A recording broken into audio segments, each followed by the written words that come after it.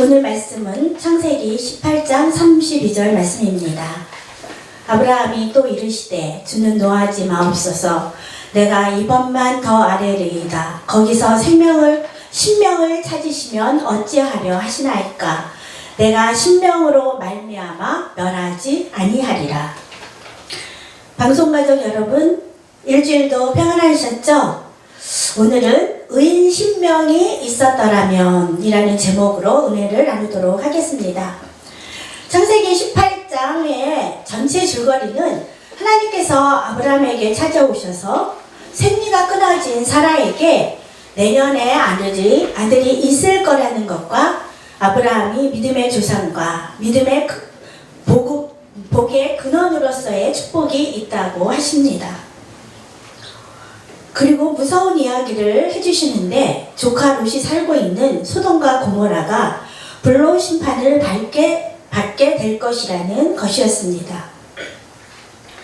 이 이야기를 들은 아브라함의 반응이 놀랍습니다. 하나님, 의인과 악인이 같이 망할 수 없으니 최소 신명만 있더라도 심판을 면해 주십시오입니다. 아브라함의 위대함이 이 사건 속에서도 나타나는데 하나님의 마음을 읽었습니다. 소돔과 고모라를 멸망시킬 수밖에 없는데 심판하고 싶지 않은, 그래서 아브라함에게 그 방법 말고 심판하지 말고 또 다른 방법은 없을까? 라고 하나님이 하소연을 하는 그 마음을 아브라함은 읽었던 것입니다.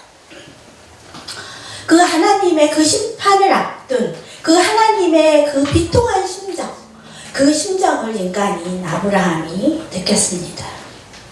그때 하나님은 바로 예스 그래 맞아, 내가 신명만 있으면 그 성은 멸망하지 않을 거야.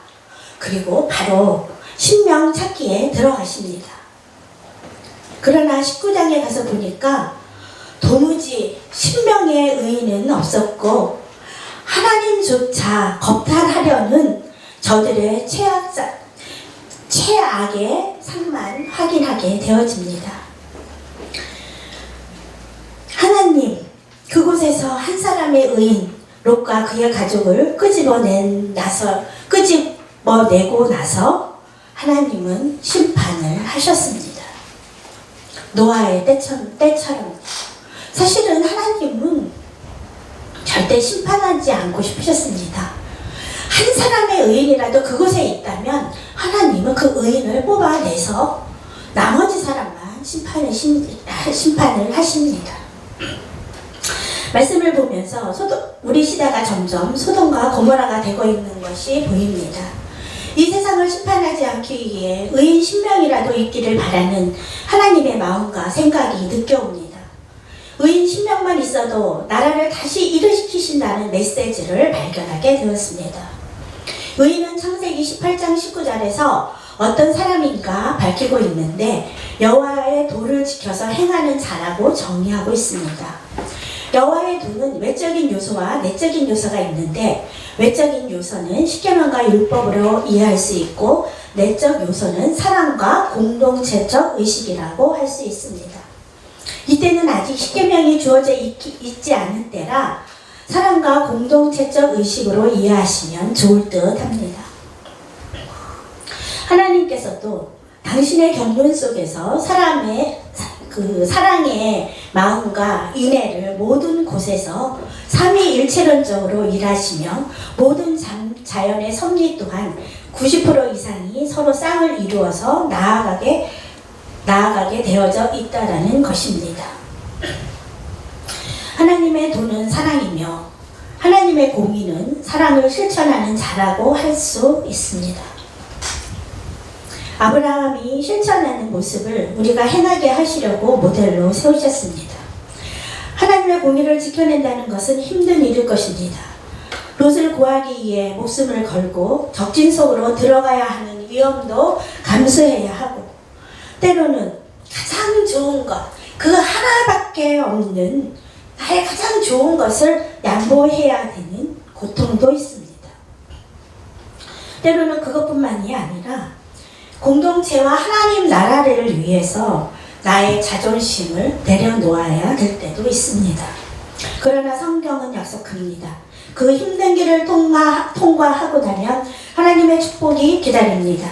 19절의 약속처럼 강대한 나라가 되고 모든 이들에게 복을 주는 자가 된다고 말합니다. 말씀을 마치려고 합니다. 우리 세계는 점점 소돔과 고모라화 되어져 가고 있는 것 같습니다. 하나님의 도가 깨어지고 공의는 찾을 수 없고 이기적인 욕망과 탐심, 자기애가 가득합니다. 이 시대에 하나님은 자기 백성들, 즉 우리들에게 의인이 되시기를 소망하십니다. 우리가 의인의 사명을 잘 감당할 때 어디를 가든지 하나님의 지경, 곧 나라를 회복할 수 있도록 우리에게 능력을 주시고 병든 자, 못 보는 자들, 가난한 자들을 회복시켜서 행복 가운데로 살아갈 수 있도록 영향을 주는 자의 영광을 우리에게 복으로 주십니다. 의인 10명만 있었더라면 소돔과 고모라는 멸망하지 않고 그들로 인하여서 소돔과 고모라가 회복되었을 것입니다. 왜냐하면 의인이 받는 축복이 통로가 되어서 하나님의 사랑과 공의가 흘러 저들을 변화시켰기 때문일 것입니다. 여러분, 우리들이 의인 10명이 되어 아브라함의 복을 받아 이 세계를 소생시킬 수 있는 축복의 통로의 주인공들이 되도록 우리 모두가 그런 축복의 반열에 올라가도록 소망하면서 오늘의 말씀을 마칩니다.